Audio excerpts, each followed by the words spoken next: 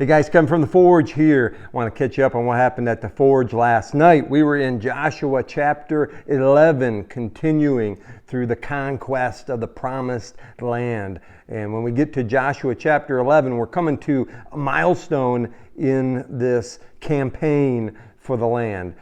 It is the last major battles of this conquest. And so last week, Joshua chapter 10, Joshua got his groove back, recovered from some mistakes that he made, and conquered the southern part of the land. And now he's heading to the northern kings and is going for victory. And when we looked at Joshua 10, we looked at a few ways that Joshua demonstrated his courage and his turnaround in his leadership of the nation.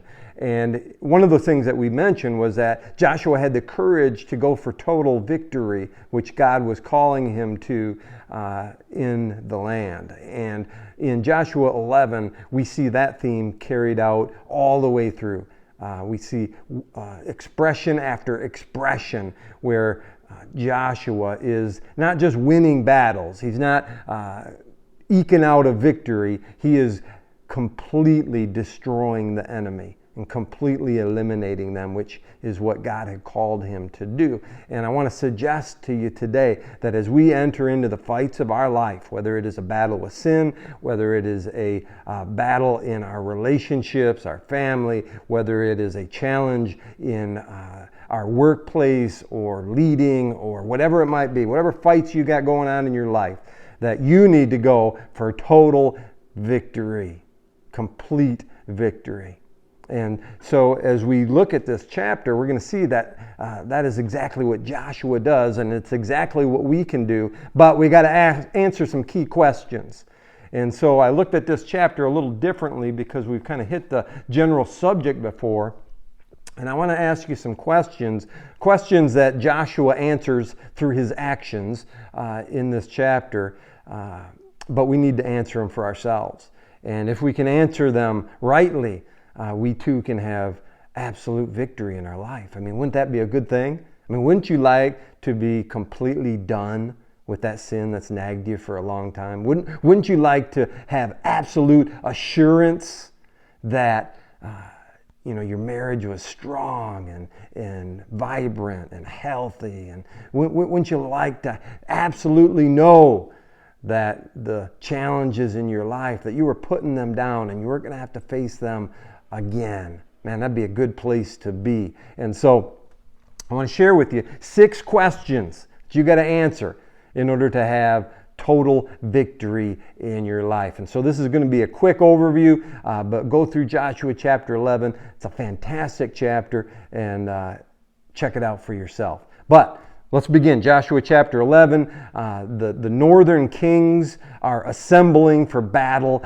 against Joshua and the nation of Israel. They know that if they have any hope at all of victory, they've got to come together and say, so they assemble in a huge army to battle Israel. Look at what the text says. It says, chapter 11, verse 4, they came out with all their troops and a large number of horses and chariots, a huge army, as numerous as the sand on the seashore. All these kings joined forces and made camp together at the waters of Merom to fight against Israel. So man, that had to be an intimidating force that was put together. And so God comes to Joshua with familiar words to be courageous, to not be fearful. Over and over again, he's had to challenge Joshua, remind Joshua that this is how he needs to face the issues of his life, and this is how we have to face the issues of our life. No fear, man. Verse 6, then the Lord said to Joshua, do not be afraid of them, because by this time tomorrow, even though there's this incredible army, this incredible force assembled, by this time tomorrow, I will hand them over to Israel, slain. You, Joshua, are to hamstring their horses and burn their chariots. Wow. Wow. So, the first question that we've got to answer if we're going to have victory in our life is this: do I believe Like, do I believe, honestly believe that God can see me through to victory? Like, we've got to start with faith. If we don't start with faith, where are we going to go from there? How are we going to move forward? There's no place to go. No place but self-reliance, and that's not enough. We need God. We need God fighting for us. We need God's help. We need God's resources. We need the Lord at work in our life. You need the Lord at work in the fights and the battles and the struggles of your life. Do you believe? Are you willing to believe? Are you willing to be a person who acts with conviction that, yes, I believe that the Lord can give me victory? Whatever the fight is, whatever the battle is, God can see me through. Because so often we are tempted to think, oh, it's just not going to happen. I can't turn that relationship around. Oh, I can't get past that sin. Like, you don't know my circumstances. You don't know how hard they are. Man, I just don't know. Man, this huge army was assembled to destroy Israel. God says, no problem. And when he looks at the challenges of your life, do you think he's worried? Do you think he thinks there's a problem? Do you think the end is in question? No. We have to just simply answer the question, am I willing to believe? Am I willing to believe that the Lord will see me through to victory? Okay? We've got to answer that question. Got to answer it. Check out 1 Corinthians chapter 10, verse 13 as well. You're no doubt familiar with this passage, but I saw something different in it this week.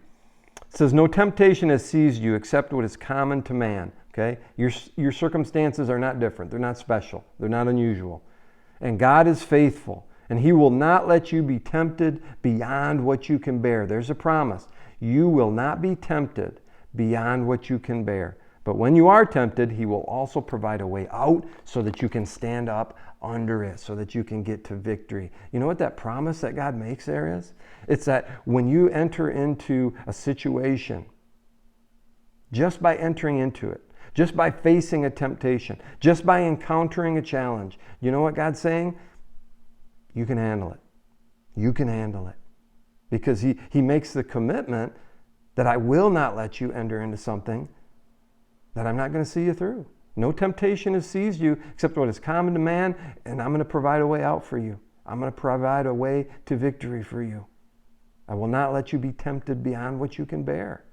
I'm not going to put you in a situation that is beyond what you can bear. God makes that commitment to you. So as you look at the things of your life, understand that just the mere fact that you are in them is evidence, it's proof that you can handle them, because God has allowed you to be there in that situation.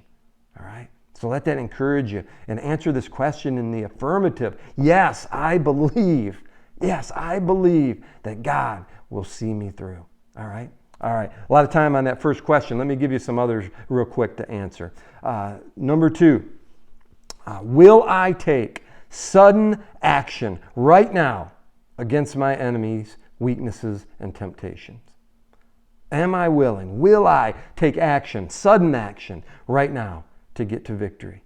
All right? That's what Joshua does. He shows his faith, his confidence in the Lord by verse 7. As soon as the Lord challenges him to be courageous and to trust him, it says, so Joshua and his whole army came against them suddenly at the waters of Merom and attacked them, and the Lord gave them into the hand of Israel. All right? So Joshua didn't mess around. Like, he knew what God had for him to do. He was willing to trust God. He was willing to believe God. And so he advanced. He moved forward. Okay? He took on the battle. He acted suddenly. He was aggressive. Guys, that's what we're called to be. That's why God has put that in your DNA as a man. It's to be aggressive for good things, for godly things, for fights and battles that are important and that matter. And we can't procrastinate and put them off and think, well, I'm going to get to that later. Maybe tomorrow, maybe next week, I'll get after that. No, if you know God has something for you to do, start right now. Right now. Do not wait. Do not pause. Do not delay. Because you know what? Tomorrow it won't seem so urgent. Tomorrow you'll have a new set of excuses. Next week, hey, there'll be some other crisis at hand, and you'll put this important battle aside. No, if you've got something to do, God is calling you to do it, step into it suddenly. Get after it. Okay? Will you do that? Question number 2. Question number 3, will I give my enemy no opportunity to rise again against me? Okay? Am I going to go for this total victory? Like, I'm not going to just go halfway. I'm not going to try to just do a little bit better in my life. No, I'm going to go for absolute victory. I'm going to put this thing away. That's what Joshua does. It's what the whole language of this entire chapter talks about. Let me just give you a couple examples. Verse 9 says, chapter 11, verse 9, Joshua did to them as the Lord directed, and he hamstrung their horses and burned their chariots. Okay? He defeated them until there were no survivors left. Okay, so not only does he absolutely destroy this fighting force in front of him, then he destroys their resources. He destroys the chariots, hamstrings the horses. He doesn't give any opportunity for this enemy to rise up again, come back, and fight another day. All right, and you can read through this chapter and see literally dozens of statements that examine this commitment to absolute total victory. And we've got to be the same in our life. We cannot be half-hearted men. We cannot make partial efforts. We cannot be content with just doing a little bit better. Like, maybe that's part of the process, doing a little bit better day by day, moving forward. But we do not stop. We do not have contentment with that partial victory. We go all the way till we completely defeat our enemies. That's why in Ephesians 4, the Apostle Paul is writing, and he's talking about in our marriage relationships, not letting the sun go down on our anger, dealing with things right away and completely and fully, because if we don't, we will give Satan a foothold in our life. We're going to give him a little room to operate, a little opportunity to stir up trouble.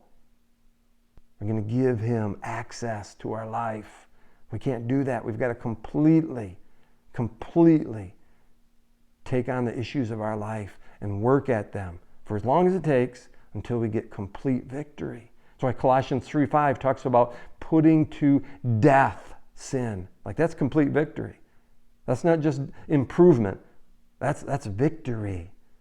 And so work in your life and attack the challenges and weaknesses in your life until you get there, until you put those enemies to death. That's what we're called to do. Number 4, question for you. Will I do everything God commands, or will I merely selectively obey his word?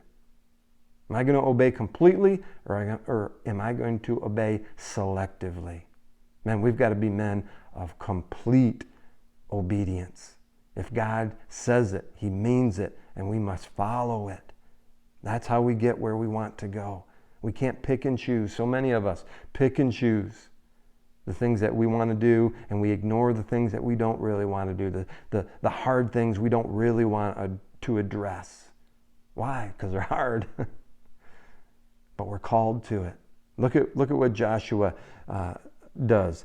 Verse 15, it says, as the Lord commanded his servant Moses, so Moses commanded Joshua, and Joshua did it. He left nothing undone of all that the Lord commanded Moses. He left nothing undone.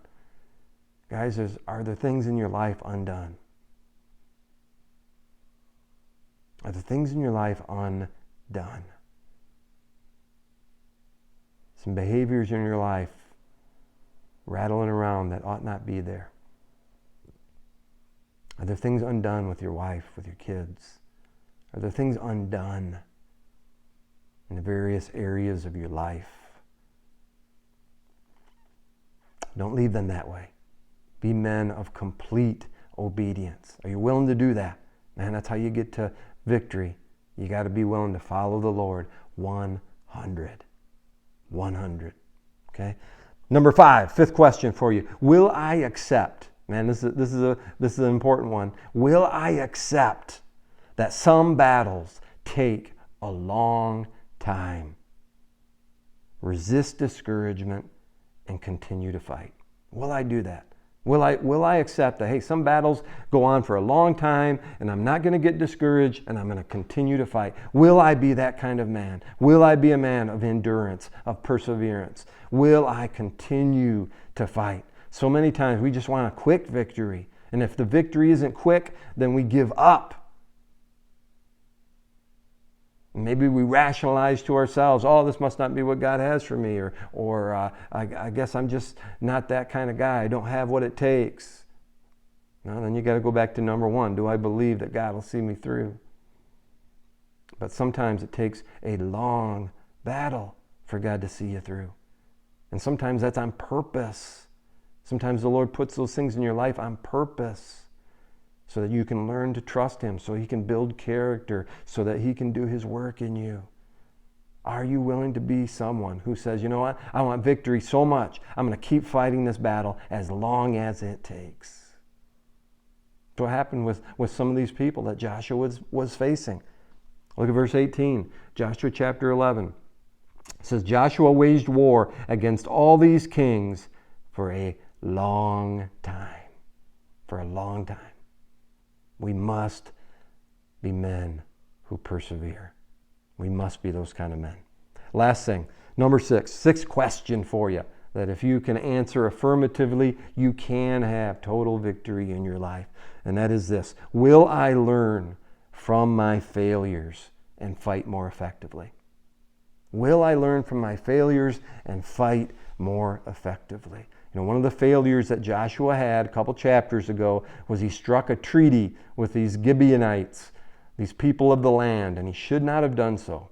God had commanded them not to make treaties with people in the land, but to go for this complete and total eradication of the enemy. And Joshua made a mistake, and he was fooled, and he was deceived, and he signed this treaty with the Gibeonites. But he's learned the lesson. And now he is moving forward. Look at what it says in verse 19. It says, Joshua waged war against all these kings for a long time, except the Hivites living in Gibeon, the Gibeonites. No war there. They got a treaty. Okay? But not one city made a treaty of peace with the Israelites, who took them all in battle. So there's no more treaties. No more treaties are being signed. Joshua's learned his lesson. Now we're going for total victory. We're fighting everybody. And that's the way it's got to be in our life. We got to fight everything. Everything that comes against us and wants to steal from us our life and our testimony for Jesus Christ. All of that is fair game. And we need to come against it. Put those things to death. Win the victory. Go for complete victory. And when we fall short, though, we got to learn our lesson. We've got to take a little time to evaluate and say, okay, what did I do wrong here? How did I fall short here? Why did I give in to that temptation? Why did this situation blow up in my life? You know, so many times we'll get in those situations, we'll make mistakes, we'll fall short, and then and then we'll just move on. You know, maybe ask God for forgiveness and then just move on. But if that's all we do, and we need to do that, but if that's all we do, we're shortchanging what God wants to accomplish in those failures. There's an opportunity for us to learn probably more in our failures than in any other arena. God wants to teach us through our failures. He taught Joshua. He wants to teach you. So when you fall short, examine, why did I fall short? What got me here? How did I end up here? Why did I make the choices that I made? What was I thinking? Why was I thinking that? Like, work through those situations and scenarios and see what you can learn and grow, so that next time when you step into that situation or a similar situation, you can have a better plan and be ready to fight more effectively. And here's the great payoff, guys. If we are willing to do these things, if we're willing to answer these questions affirmatively, guess what we get? Peace. Peace. Look at the very last statement of Joshua chapter 11. says Joshua, so Joshua took the entire land just as the Lord had directed Moses, and he gave it as an inheritance to Israel according to their tribal divisions. Then the land had rest from war. When we get total victory, that's what you get to have, rest. Because the enemy's done, he's through. He's not knocking at your door all the time. You want rest? You want rest in your family? You want rest in your walk with God? You want rest from battles with sin? If you want rest, then you've got to go for total victory. Because half measures will leave you looking over your shoulder, waiting for the enemy to rise again and fight another day. We have to take these things all the way across the finish line and defeat our enemies completely and thoroughly. And then you can have rest. If you want some rest, that's how you get it. So, 6 questions to total victory. Answer them, guys. Have a great day.